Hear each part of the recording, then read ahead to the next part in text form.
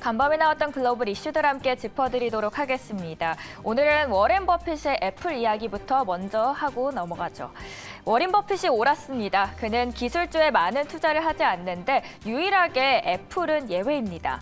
워렌 버핏이 했던 말 중 하나인데요. 나는 기술주가 아니라 가치주를 선택하고 특히 경기 불황에도 가격 결정력을 가장 중시하는데 세 번째 줄에서 보이는 프라이싱 파워라고 표현을 했듯이 가격 경쟁력이 있다고 판단되면 불황기에도 투자를 주저하지 않는다라고 합니다.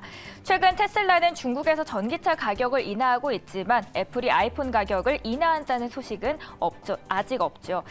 보이시는 그림은 전거래일 뉴욕 증시를 표현한 겁니다. 왼쪽에는 무너져가는 건물이 미국 시장이고 아래에 쓰러져가는 걸 겨우 버티고 있는 게 애플로 표현하고 있습니다.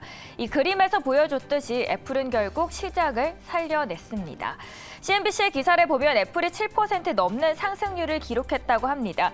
2년 6개월 만에 처음인데요. 빅테크주들이 어닝미스 홍수 속에서도 나홀로 견조한 실적을 보였던 애플입니다.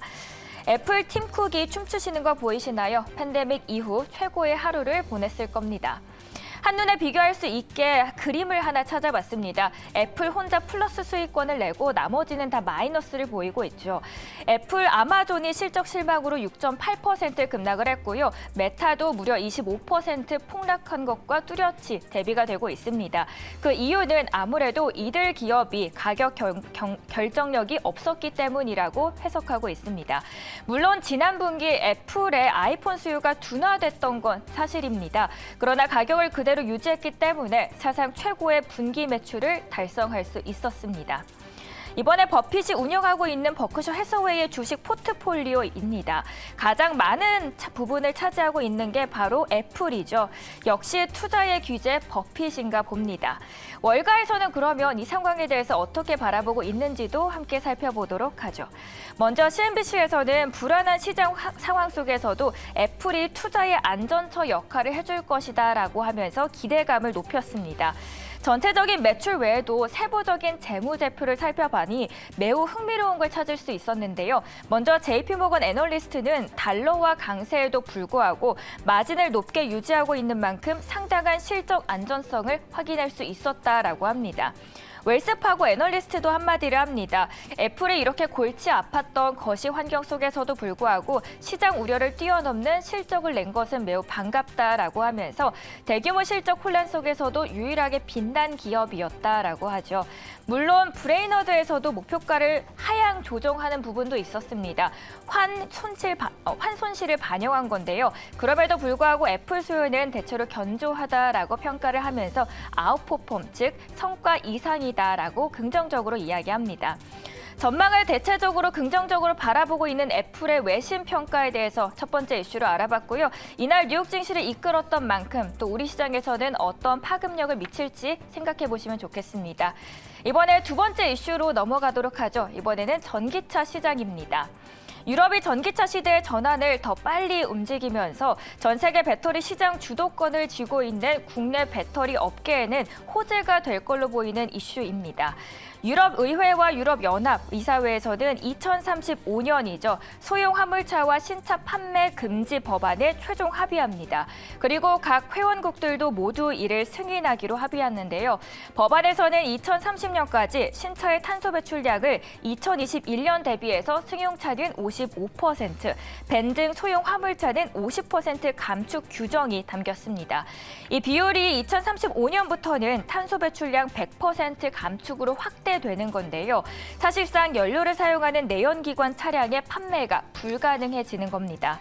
이 외에도 벤츠, GM, 폭스바겐, 볼보 등 아실만한 업체들은 유럽의 탄소 배출 제로 모빌리티의 전환을 같이 하기로 하면서 이르면 2025년부터 다양한 종류의 전기차를 출시할 예정입니다. 특히 폭스바겐은 당초 2023년부터 2035년 사이로 잡았던 일정을 앞당깁니다. 2033년부터 유럽에서 전기차만 생산하겠다라고 선언을 하죠. 배터리는 전기차 원가의 40%를 차지하는 만큼 핵심 부품을 하고 있습니다. 그래서 국내 배터리 기업들에게는 큰 수혜가 될 것으로 전망이 됩니다. 완성차 업체 입장에서는 전기차 핵심 부품인 배터리 공급망 강화를 모색할 수밖에 없는 상황이기 때문이죠. 물론 모스볼트 등 유럽 배터리 기업들이 활동 중이지만 이 세계 시장을 점유하기에는 아직 부족한 점도 있어서 국내 배터리 업체들의 매력을 더욱더 높여주고 있습니다. 보시는 S&E 리서치에서 설문조사를 했는데요. 글로벌 시장에서 국내 배터리 3사의 올해 누적 점유율은 25%에 달하고 있습니다. 2위에는 LG 엔솔이 담겨 있고요. 4위에는 SK온 그리고 삼성 SDI가 6위에 있습니다. 이처럼 글로벌 탑10 배터리 기업 중 중국 기업을 제외하고는 한국 3사와 파나소닉뿐인 거죠. 무엇보다 국내 3사는 북미 시장과 동시에 유럽의 생산 공장을 또 건설하고 있어서 증설하는 데 집중하는 것도 있습니다.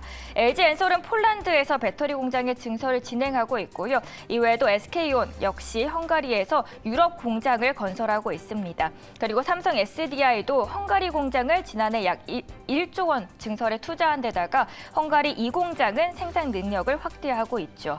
글로벌 시장의 흐름과 함께 수혜가 될 수 있는 K배터리 업체들 한 번쯤 눈여겨보시면 좋겠습니다. 다만 미국의 IRA 법안 시행으로 인해서 중국 업체들이 유럽 시장 공략에 집중할 것으로 예상이 되면서 경쟁은 더욱더 치열해질 수 있는 상황도 있을 것이라는 생각도 함께 생각해보시면 좋겠습니다. 지금까지 미국 이슈에 대해서 알아봤고요. 이번에는 앵커 브리핑으로 함께 넘어가시죠.